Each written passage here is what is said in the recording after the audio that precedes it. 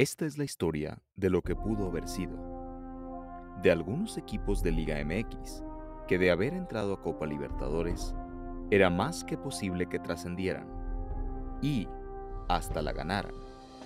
Lamentablemente, se quedaron en el camino. El fracaso de algunos fue tan fuerte que hoy en día muchos no los quieren recordar. En las casi 2 décadas que el fútbol mexicano participó en la Copa Libertadores, se escribieron páginas de gloria que son dignas de recordar. Si bien los mexicanos se retiraron de la competencia sin el ansiado título, la historia azteca en el torneo entregó momentos inolvidables. Pero también se vivieron sonadas derrotas tan inesperadas que dejaron atónitos a los aficionados y a los medios mexicanos. Un año después de que América y Chivas inauguraran la participación mexicana en Libertadores, era el turno del equipo de la década, Necaxa. Los Rayos habían dominado los 90, siendo bicampeones de liga y presumiendo a algunos de los mejores jugadores de toda la liga. En el segundo semestre de 1998, disputarían tanto la liga local como la Copa Prelibertadores, junto a los venezolanos Estudiantes de Mérida y Universidad de los Andes, así como el Monterrey.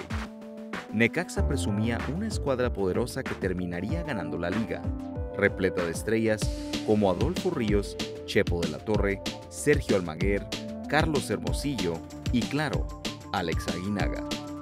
Se esperaba que los rojiblancos calificaran caminando a la Copa y fueran la carta fuerte del fútbol mexicano para llegar hasta las últimas instancias.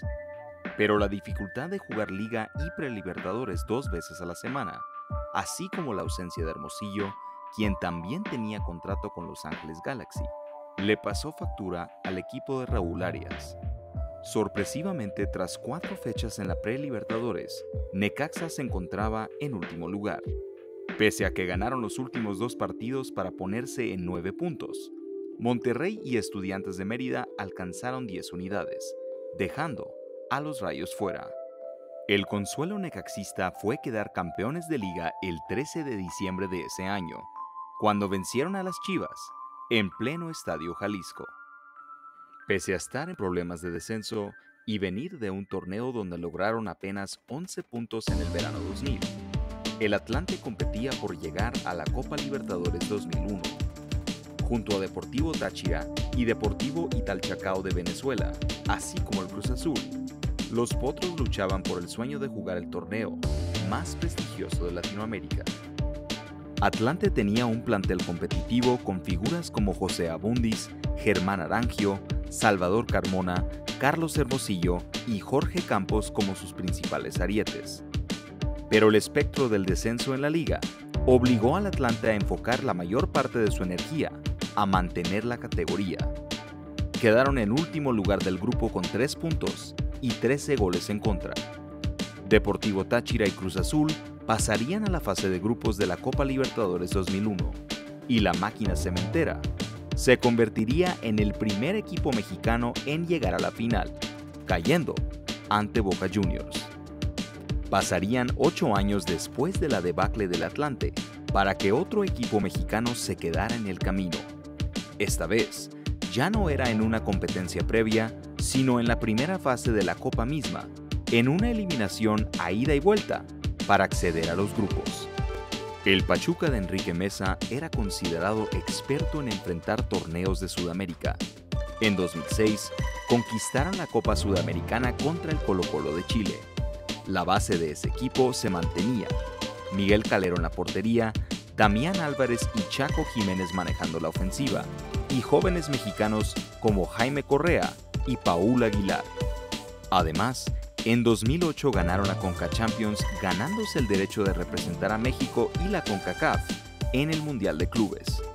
Pero en 2009, los también andinos de la Universidad de Chile se vengaron por sus compatriotas y dejaron fuera a los Tuzos de la Libertadores. En la ida, vencieron 1-0 con gol de Chelo Díaz. En la vuelta, aunque perdieron 2-1 en el Estadio Hidalgo, el gol de visita marcado por Marco Estrada fue suficiente para otorgar el pase. De no ser por la regla de goles de visita, Pachuca hubiera ingresado a un grupo integrado por el Gremio de Brasil, Boyacá de Colombia y Aurora de Bolivia. Por primera vez en la historia, la edición 2010 de la Copa Libertadores contaba con 5 equipos mexicanos. Con tantos clubes haciendo cara a la competencia, era inevitable contar con un resultado histórico. Chivas y San Luis fueron compensados tras la pandemia del H1N1 en 2009, calificando automáticamente a los octavos de final del torneo de 2010. Monterrey y Monarcas, por su parte, entraron a la fase de grupos. Los Estudiantes Tecos disputaron la primera fase ante el Juan Aurich peruano. Dirigidos por Miguel Herrera, los Tecos gozaban de figuras como Rodrigo Pony Ruiz, Rubén Sambueza y el paraguayo Freddy Vareiro. Pero los peruanos contaban con el panameño Luis Tejada como su ariete principal, mismo que anotó 3 veces para eliminar a los tapatíos con un global de 4-1. Aunque al final, Chivas llegó a las últimas instancias de la Libertadores 2010, es válido pensar qué hubiera pasado si los 5 mexicanos estaban presentes en aquel torneo. Los Tigres del 2012 son el ejemplo clásico de cuando un entrenador prefiere apostarlo todo por el torneo local y ni siquiera intentar trascender a nivel internacional. El plantel felino de esa temporada tenía figuras como Carlos Salcido y Juninho en la defensa, Lucas Lobos en el mediocampo y Héctor Mancilla con Alan Pulido al frente, todos ellos dirigidos por Ricardo Ferretti. Mientras el equipo disputaba las primeras jornadas del Clausura 2012, también se jugaba la primera fase de la Libertadores ante la Unión Española de Chile. Ferretti decidió utilizar su equipo B para esta ocasión, utilizando a un cuadro alternativo sin extranjeros. Aún así, en Chile, la Unión sacó una ventaja mínima de 1-0. En Monterrey, la historia pudo ser diferente, ya que Pulido marcó 2 goles en el primer tiempo para poner a los felinos en la fase de grupos. Pero un penal convertido por Emanuel Herrera y un gol en el segundo tiempo de Sebastián Jaime terminaron por eliminar a los Tigres. Al final, el Tuca se quedó con lo que quería, disputar la liga local de forma exclusiva, aunque esa vez no le alcanzó.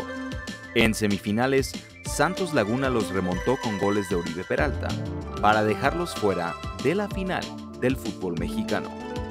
La recién ascendida Fiera disputó la primera fase de la Libertadores apenas 6 meses después de salir de la segunda división mexicana. El equipo dirigido por Gustavo Matosas gozaba ya de la presencia de figuras claves para aquella época: Luis Montes, Carlos El Gulit Peña, Darío Burbano y el Gallito Vázquez. Además, los fichajes de Nery Castillo y Rafa Márquez prometían que León sería protagonista tanto en Liga como en Libertadores. Su rival era el Deportes Iquique de Chile, quien les empató en la ida a un gol. En la vuelta, el marcador fue idéntico, por lo que los dos equipos se fueron a los penales. Burbano y Montes fallaron sus tiros, suficiente para que los chilenos se llevaran la contienda y eliminaran a los Esmeraldas. León tendría su revancha. Fueron bicampeones del torneo local y nuevamente estarían en la Copa Libertadores el siguiente año, esta vez llegando a octavos de final y cayendo ante el Bolívar. En 2 años consecutivos, el Morelia fue incapaz de salir de la primera fase de Libertadores, culminando un par de fracasos importantes en el ámbito internacional. Ante Santa Fe en 2014, los Monarcas vencieron 2-1 en la ida, pero permitieron el gol de visitante al minuto 85 por parte de Omar Pérez. En Colombia, quisieron aguantar el resultado que les daba el pase a los grupos, pero Julián de la Cuesta marcó al minuto 58, y los dirigidos por Eduardo de la Torre no pudieron reaccionar a tiempo. Un año después, fue el gigante paceño de The Strongest quien terminó por eliminar a los mexicanos ahora dirigidos por Alfredo Tena. El gran verdugo en aquella serie fue el mediocampista Pablo Escobar, quien clavó los 3 goles bolivianos. El último año de la participación mexicana en Copa Libertadores también tuvo un último fracaso en primera fase. Puebla se midió ante el Racing argentino en 2016, y en la ida celebrada en el Estadio Cuauhtémoc, 2 veces se fueron adelante en el marcador gracias a Matías Alustiza. Pero la Academia empató ambas veces y se fueron de México con la ventaja de los goles de visitante.